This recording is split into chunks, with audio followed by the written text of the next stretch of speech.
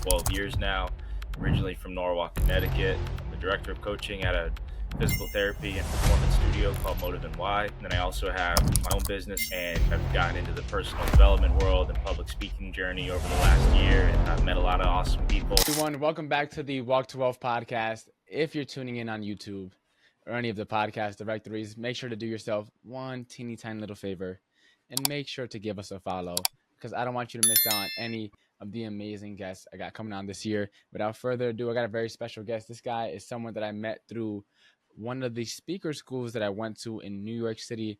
For those of you that have been keeping up with the podcast, you know I have my little public speaking journey, and I shared how I got into public speaking and the things I did to grow as a speaker.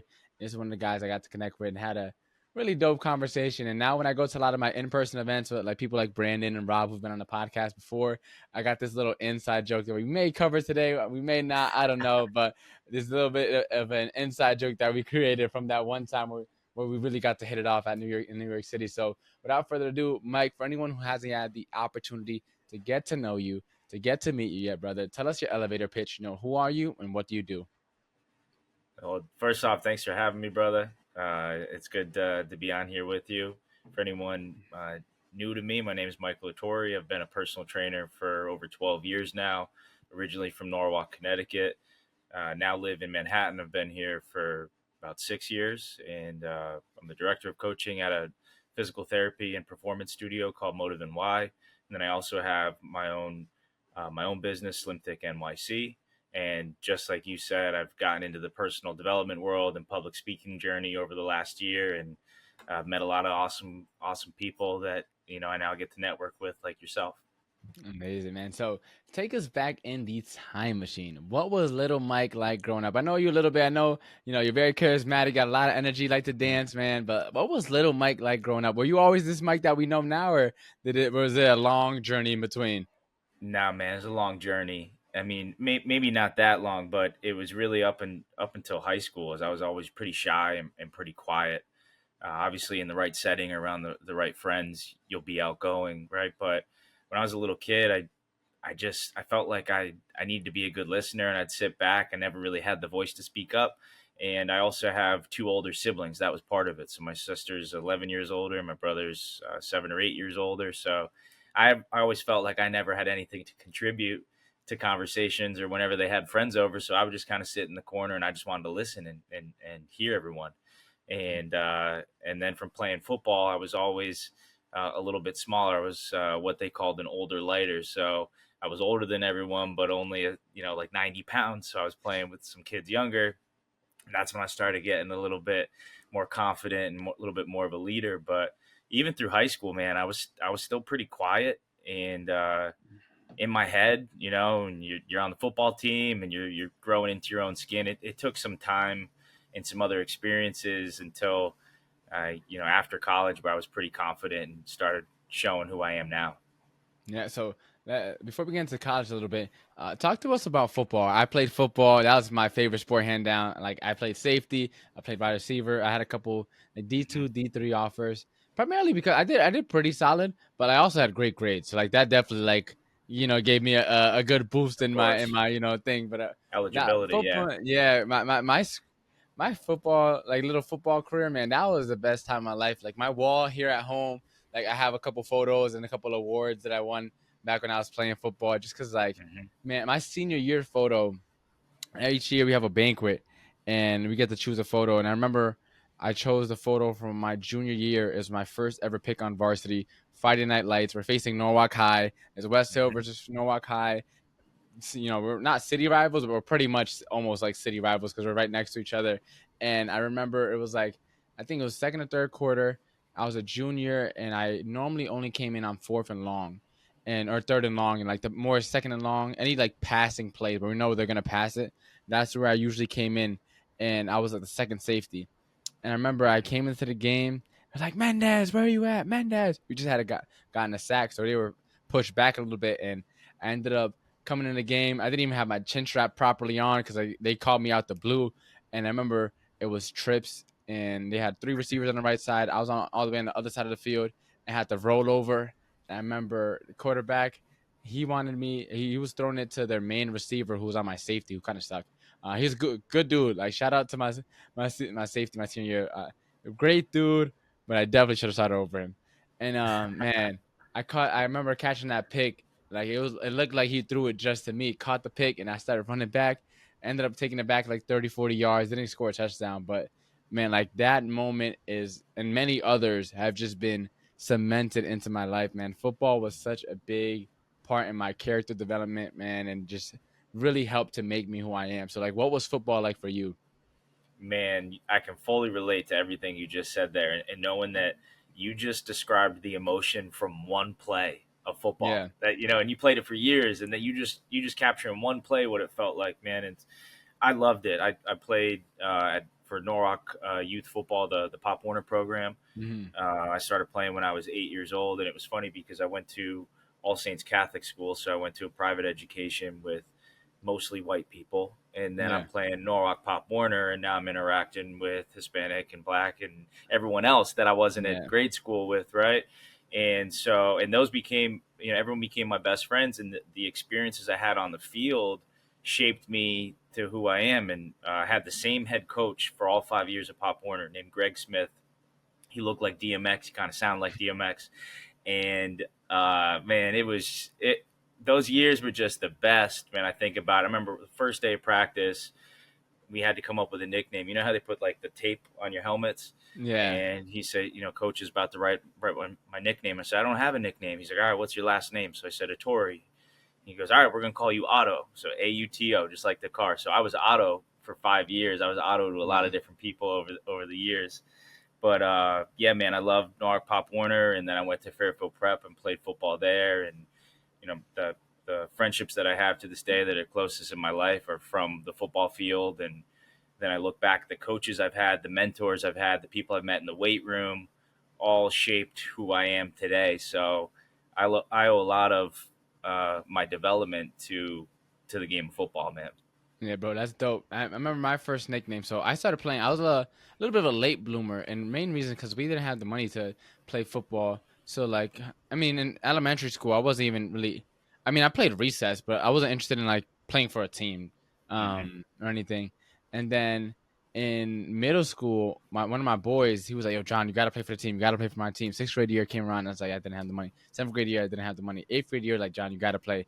And so, shout out to Patrick, his mom ended up helping spot for the money so I could play football my eighth grade year. And my nickname was Smiley, which like I look back on and like it's such a wimpy like it's such a Yeah, wimpy that's name. not a good one.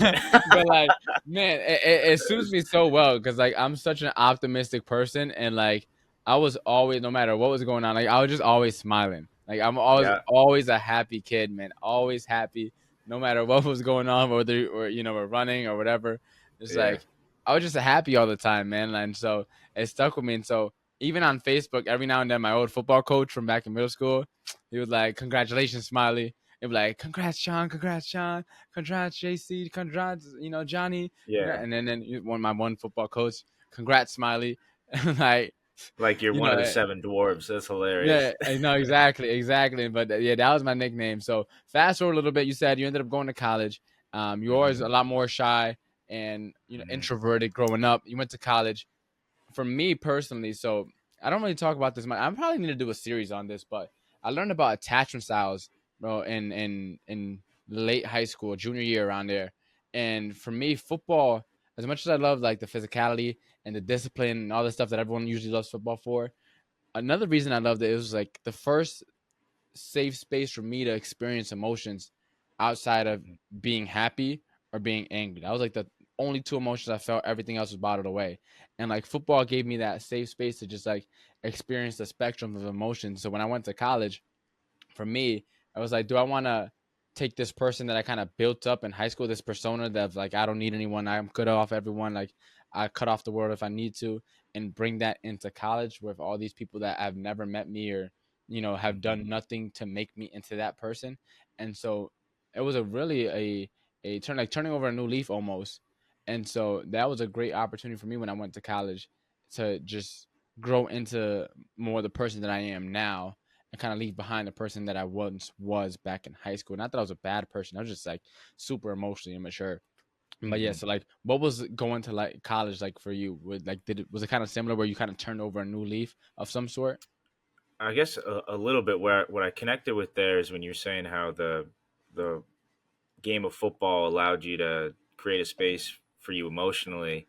I think that that's what the weight room was for me, and that's why, to this day I'm still a personal trainer working in gyms. Is I had such good experiences working with coaches in gyms that they made me more confident there, despite being really oily and acne ridden, and just comparing yourself to the other dude who's now benching 135, but he's the same age as you and he's grunting. And I'm like, wow, that's a grown man, and I'm like 13 years old. And so the weight room is where I started to be challenged differently, and that started to shape me. And then I think having some muscles and a little bit more confidence is when that started to show a little bit more in college.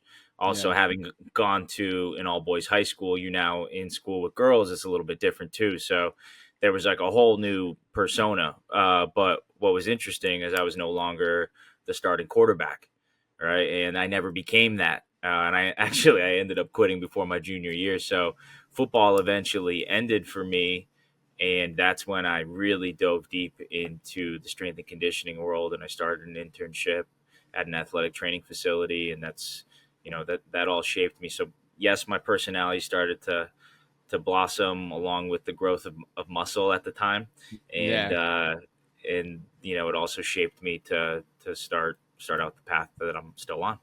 that's dope. So, and what time period was that around? Like end of high school into college? Yeah, so I was really doing a lot of strength training from freshman year of high school through college. Did a bodybuilding Yeah. show right after college, so I was in crazy shape coming out of school, man, for a 22, 23 year old. Sheesh. uh, and then I partied all through my 20s. So switched it up a little different. Yeah, man. It's one of the things that I remember. So for anyone that doesn't know me and Mike and haven't seen like been around us in person, our inside joke is another guy that's been on the podcast. His name is Brandon. He throws a lot of events. Is how Mike and me met. And I remember one time we were talking about like the different kinds of parties, and we were talking about Caribbean parties and stuff like that. And yeah, bro, I'm telling you, bro, I'm turning that into a skit. We were at Sign the Whale, literally, a couple weeks, last week, on Saturday, from the time we're recording this, and literally, it was like me, Brandon, and a couple other people, and Jay, the realtor, Hmm. and so it was me, Brandon, and Jay, and Brandon was going up to people and telling them that I'm a comedian, and so I did that my little comedy skit like 4 times. I was talking about how to approach women, and I created like this like framework, and it was from the Miami Speaker School. So we kind of took our conversation and kind of just went deeper Uh-huh. into it because Brandon's brother was talking about approaching girls in a club or something like that, or just approaching women in general. And I was like, listen, you got to have this 3-step method. It's called the CDP method, right? CDP, and if you follow this 3-step proven method, right, you're guaranteed to increase the likelihood of success when you approach a shawty at the function, right? And so when you're there, the nonverbal cues will be sent your way long before anything is ever said. And so when you're there, you got to be aware of everything that's going on around you. And so if she locks eyes with you once, it's just chance, right? And there's a difference between locking eyes and looking, right? A look is like a little glance, whatever, you cross paths, you see each other, whatever. But a lock eyes, there's like a little bit of an intense stare, right? There's like a little bit of a stare down. When you lock eyes on a just chance, right? You can't get your hope up. You can't get excited, right? If you lock eyes twice, they try and dance, right? Because out of all the people that could potentially be here, why are you looking at me 2 times? Like Hmm. that's one time too many. There's some signal you're trying to send over. I'm not sure what it is, but you're most likely trying to signal me over, right? And if you lock eyes 3 times, you're trying to get in your pants. CDP. Guaranteed. CDP. And so I was doing that little comedy skit for like I think I did it like 7 times, bro, throughout the entire night. And so a little bit of a change of conversation, but long story short, man, going out with Brandon is always a funny time, man. So It's hilarious. to bring it back a little bit, Brandon, to bring it back, so you got out of college, you were bodybuilding. Now, at what point in time did like entrepreneurship come into the mix? Like, I know you did the show, you were competing. Was there ever any thoughts of starting your own business, or did you just want to work at a gym? Like, what were your thoughts once you finished school? I remember during school, I said I wanted to have, just with my love for Pittsburgh and the Steelers, I said that I was going to have uh, SCSE, Steel City Strength and Conditioning, is what I always joked about. And my plan was, all right, you're just going to start out as a personal trainer. And so I got a job at the Darien YMCA, was there for a few years. And I didn't really have a plan. There wasn't an idea of entrepreneurship. It was just, you're just going to start out as a trainer. And every mentor that I had up to that point was just like, yo, you'd be good at this. It was never what's going to be next or what's the next evolution or development of it. But it was, after a little bit of time, I was outperforming everyone, also getting along with everyone better. Kind of felt like I was the mayor of the gym pretty quickly early on. I was like, all right, I've kind of figured this out. I realized that it's also not what you think it is. Not everyone is this young, in shape person you're training. It's usually someone that's one has time to do this. It's usually someone older because they have disposable income at that point in their career. And two, there's probably injuries or limitations, and it's not that glamorous. So I realized I had to evolve. It was around that same time that I also wasn't necessarily proud of being a personal trainer. I wouldn't really tell people that I was a trainer because I think partially from the private education I had, looking around the room about people I went to school with that are working in finance and went a certain route, and here are you're just going to be a personal trainer, and I just felt like it was maybe I was disappointing my family, and looking back, I was probably just all in my head. I heard a couple Mhm. conversations that or comments that made me spiral, but because of that, I pursued an opportunity outside of training, and I did outside sales for a chemical distributor. And I had to learn all the lingo on what goes into manufacturing plants and all these chemicals and how to sell it and how to get it to someone logistically and what it's going to cost per pound. And I did all that shit for 2 years or so, and that was not for me. I went back into training, and I decided to leverage my experience with that sales position as now maybe I can manage some people or at least lead the sales of the gym. And that's led me to some more managerial positions. And then that's all evolved, and I've just gotten further involved within the fitness world. But it wasn't really more so until the last like 4 years that I've been more into entrepreneurship, Yeah. So or really personal development for me has really just started a year ago. really, so let's talk a little bit about that season really quick before you got into entrepreneurship. So you said you took a position for 2 years that you didn't enjoy, ended up leaving that to get back into the personal training Hmm. thing, and then which led to more managerial roles. Let me ask Yeah. you, because when it comes to status and titles, what good is it all if your health is in shambles?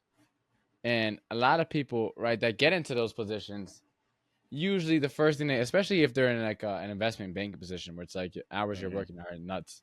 Like the first thing you usually let go is yourself, right? You Hmm. don't have, you make time for your work and for the people in your life, and usually most people tend to put themselves on the back burner. Normally, when life gets busy and life starts throwing stuff at them, they'll usually put their friends, their family, their loved ones, their pets if they have pets, their work. They put everything first, but themselves. And so it's like one of the things like, because I dropped out of college, right? And it's so Hmm. funny because like at this age, everyone sees me and it's like, you're John, you're so young. Not everyone, I lied, sorry. Older, more traditional people will see me and it's like, John, no worries, like you still have time to go back, as if like that's something where it's like, I Like mean, you but even like, thinking that. yeah, like that's not something on my mind. And a lot of people, I don't know if it's like pity or sympathy or, but like I understand where you're coming from, because a lot of times people feel because they You do hear have you a hear a more like, comment. yeah, like a more like white collarish position, as if like they hold a higher status. But it's like, I mean, if we're being fair, the likelihood to succeed in your position and my position are like two very different things. Being an entrepreneur, a business owner, even a trainer, even though like you're, I mean, depending if you're your own personal trainer, but working somewhere, that's a lot more of an entrepreneurial position. Like it's like Mhm. working as like a mortgage lender. Like yeah, you're technically W two, but like you're in sales, so it's like Yeah, you're well, pretty much running your business. even if you work for a facility, you're usually You have to managing get the clients. your own book. Yeah, Yeah, so exactly. So it's it a very you entrepreneurial business.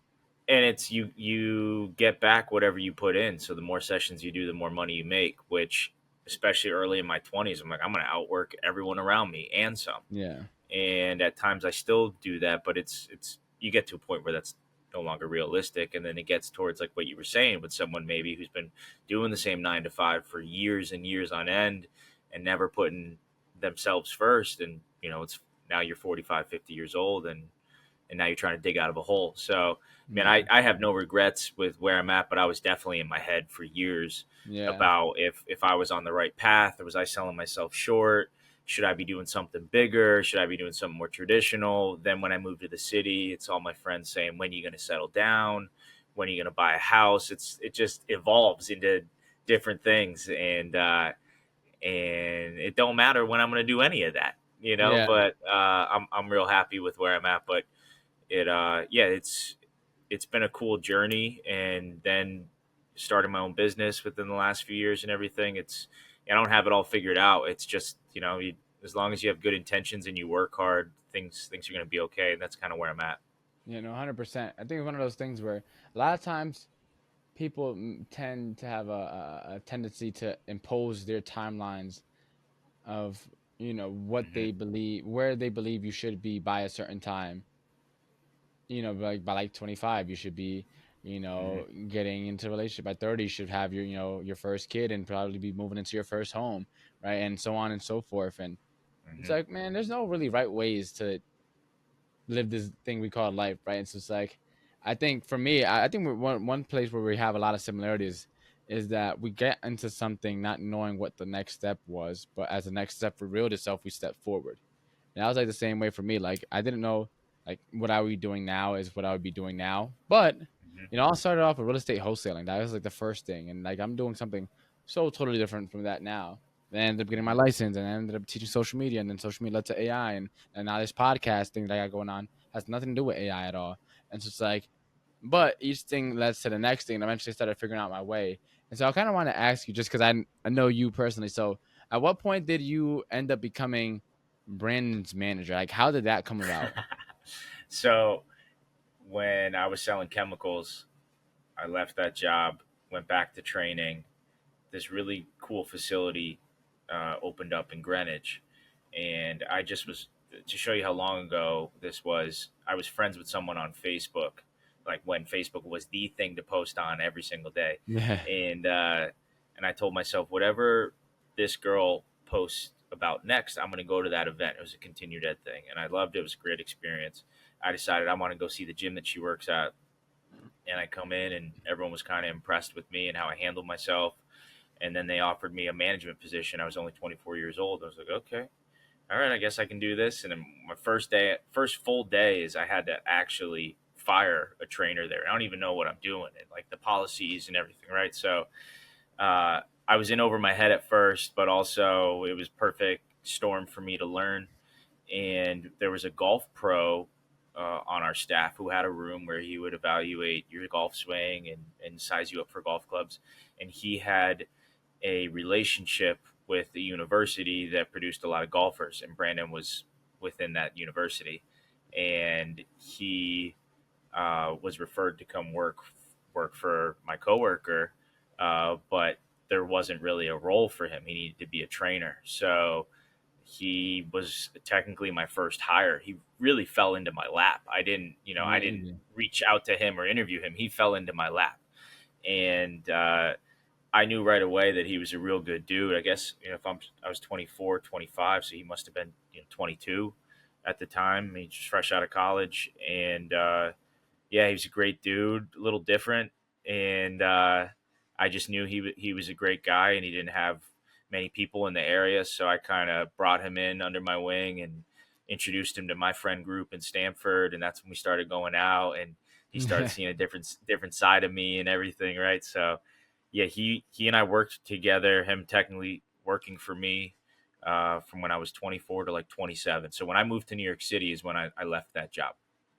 Really? That's dope. Hmm. And I so now fast forward into the story. At what point in time did you start to branch off into your own thing? And what was the transition like? Because as you said, like when you're a personal trainer, you still are managing your own book. So it's a Hmm. very entrepreneurial.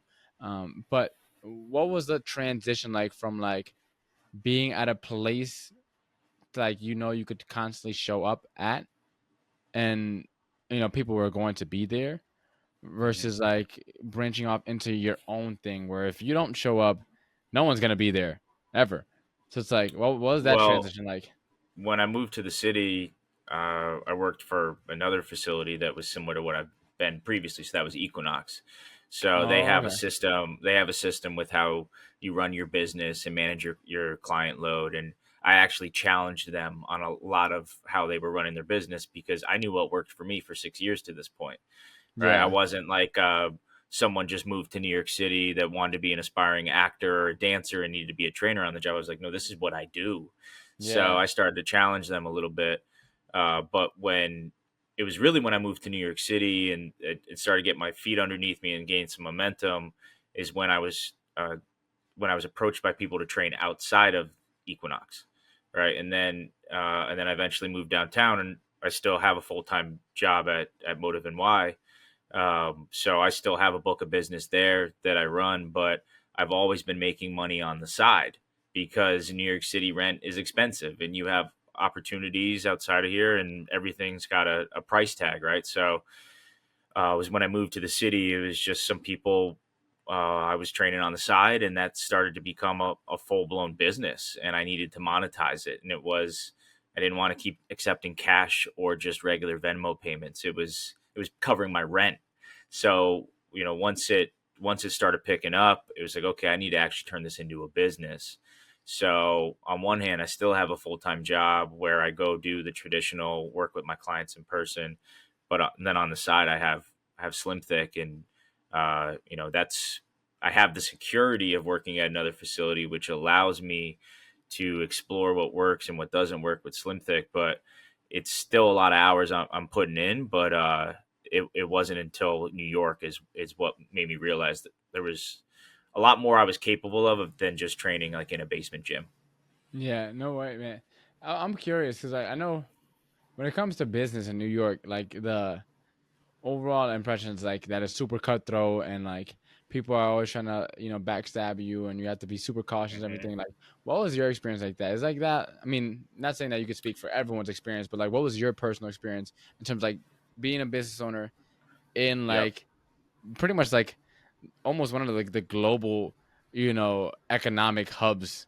Like, Yeah. what was that like? Well, I'll tell you what, I feel like I do it opposite from everyone else is I share my intentions. So I'm usually completely honest with someone with what my intentions are.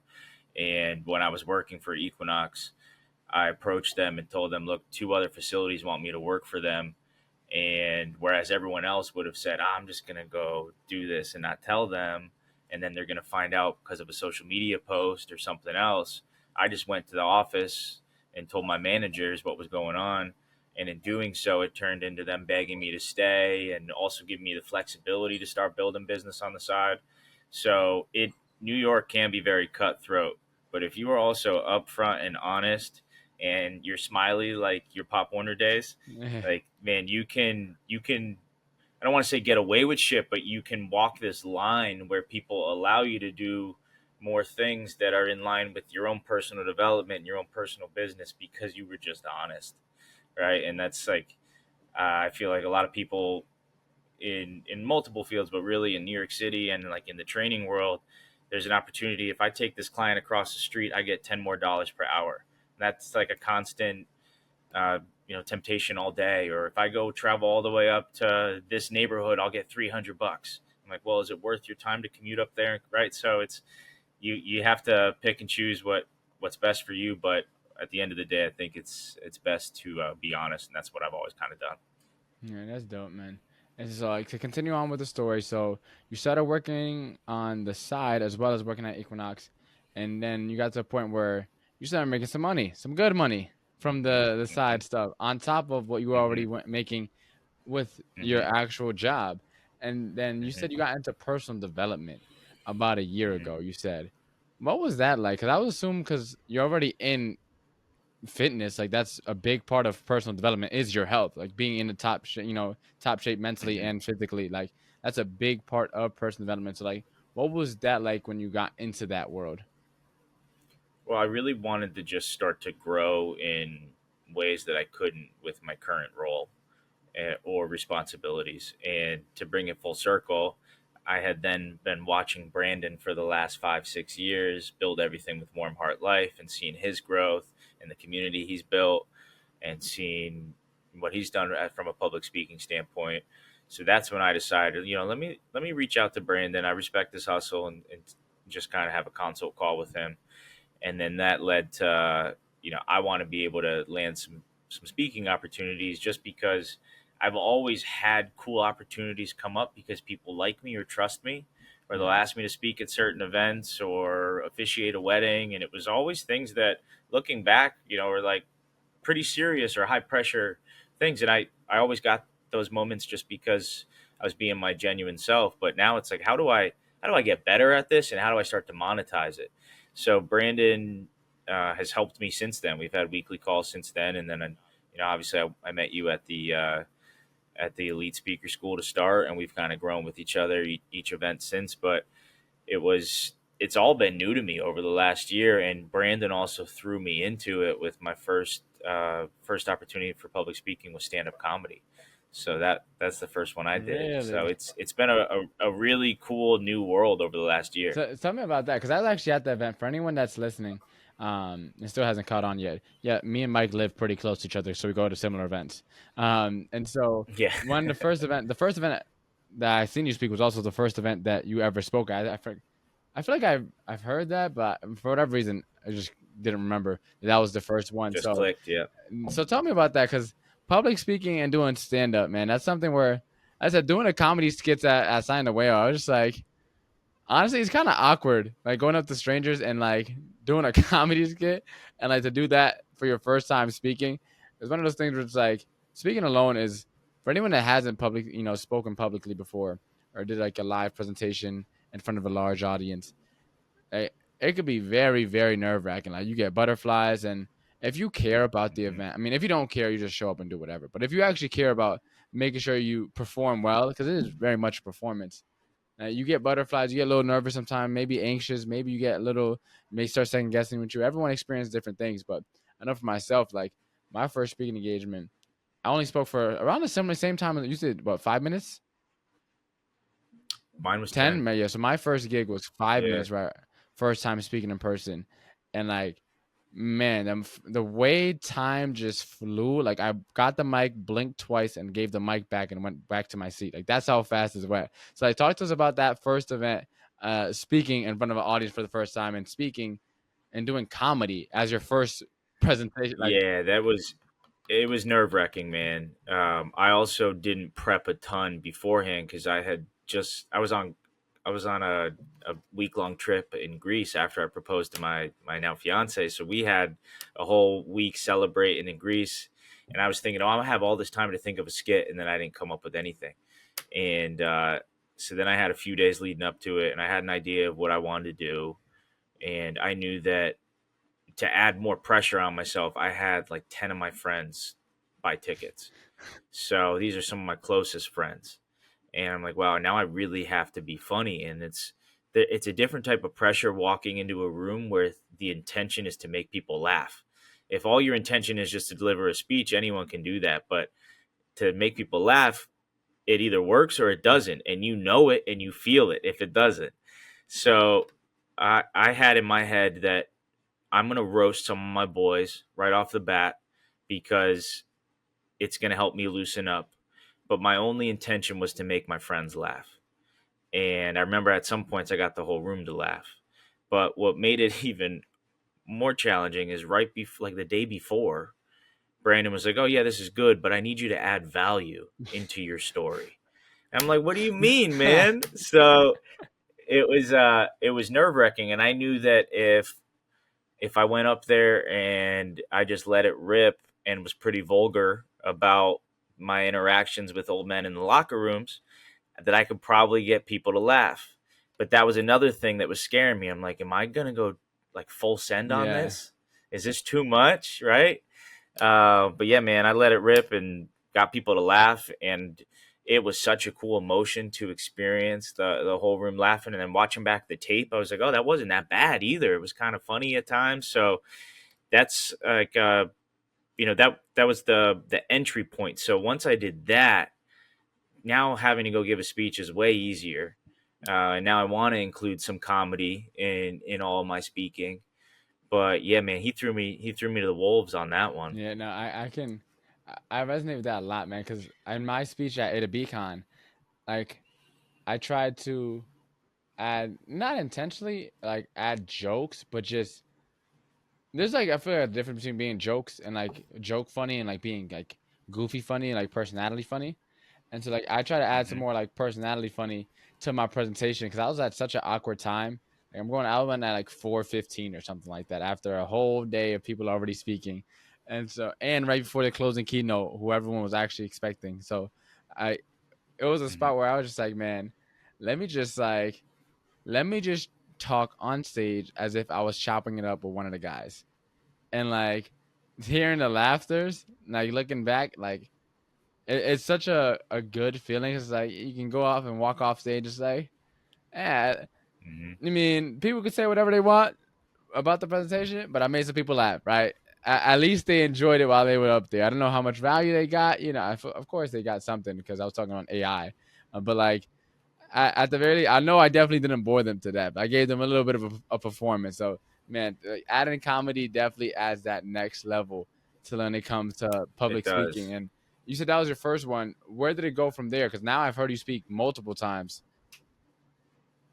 Well, what I wanted to say first before I answer that is that I've now seen you speak 4 or 5 times, and it's pretty much been the same story. Same with me. You've Yeah, seen similar stories at times, but your presence on stage at the last A to B con was unlike any of your other yeah, speeches.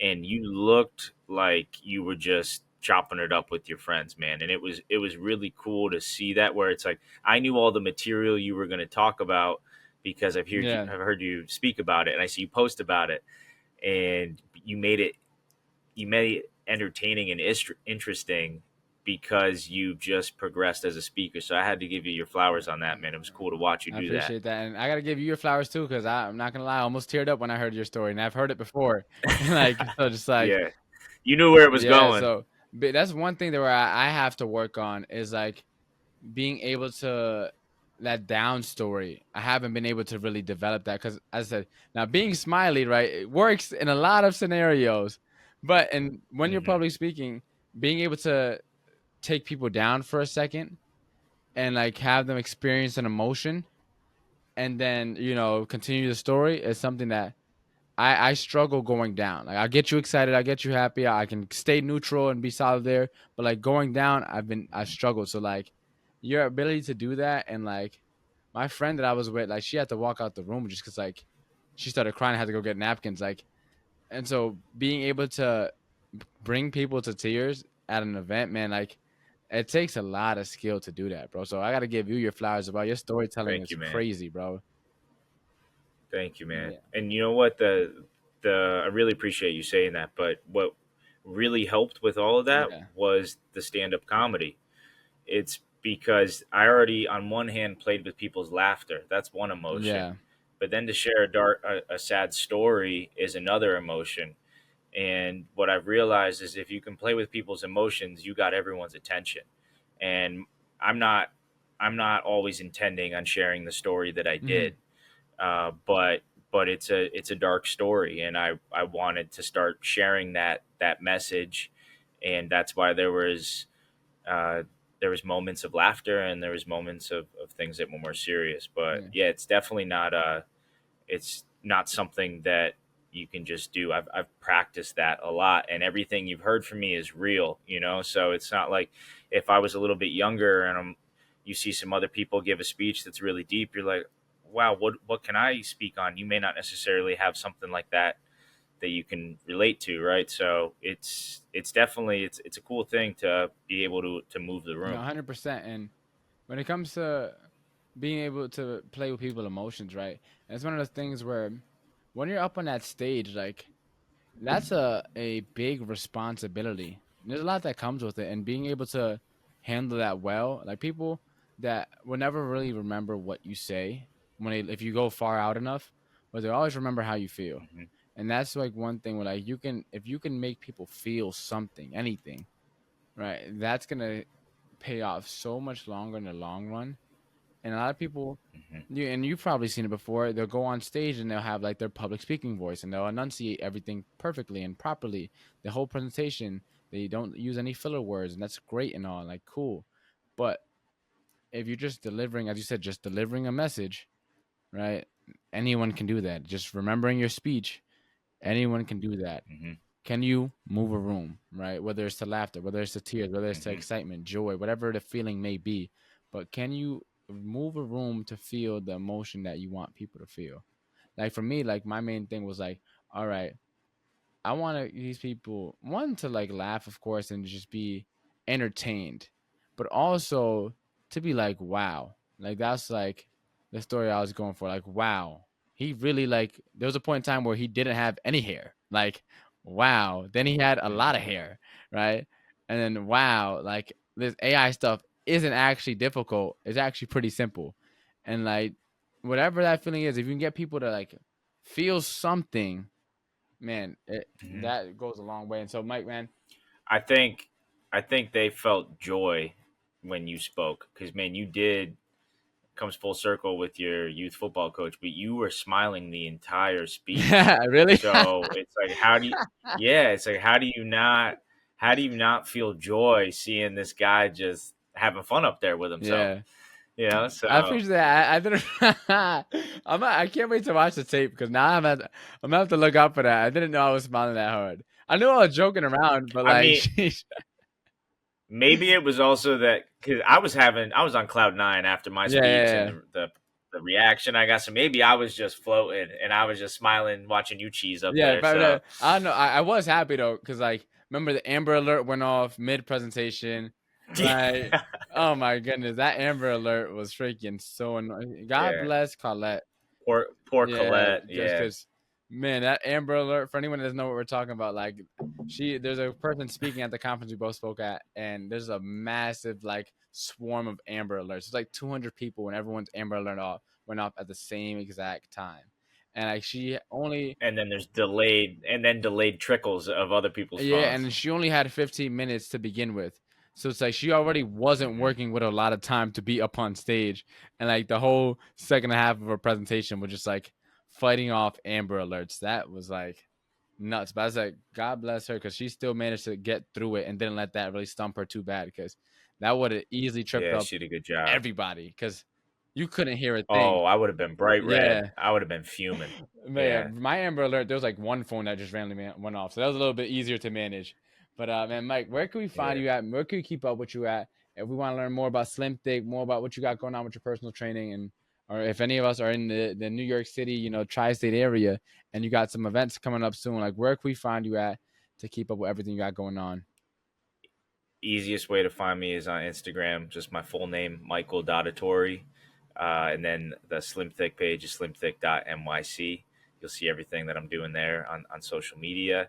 If anyone is in New York, come downtown. I work and live in Nolita or the Soho area. I'm always down to meet someone for a coffee or a quick drink. And yeah, man, that's where you can find everything. And then later this year, I'm gonna have a men's wellness retreat hosted by Slim Thick. So anyone interested in that, there's gonna be some info coming out during the Yeah, summer. definitely. Let me know about that because you haven't told me about it. So if you have any info, let me know because I could also add it to the show notes here. And like also, if it's Cool. in the Thank city, you, bro. like I'm down to go. So definitely let me know. Dope. Um, but now it's Dope. time for our famous 5 questions. Same 5 questions we ask every single guest. Question number one is, what is the most impactful lesson you've learned in life? Ooh, most impactful lesson. There's a lot there, but I would say that life is precious, man. Life is precious, and you see people just have a lapse of judgment and pass away, or there's an accident. Life is very precious. What is the most admirable trait a person can have?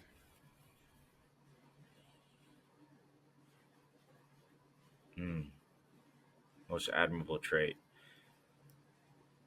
I always admire when someone's calm and has like strong emotional intelligence and can handle chaos and still deliver a good speech or yeah, just be a good leader that way. If you had to change someone's life, but you only had one book to give them, which book would you recommend? Ooh,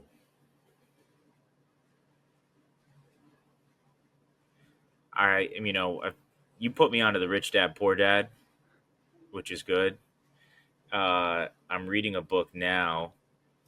Give me I one got a couple second. more book I got it right recommendations. here. I never run Yeah. short of book recommendations.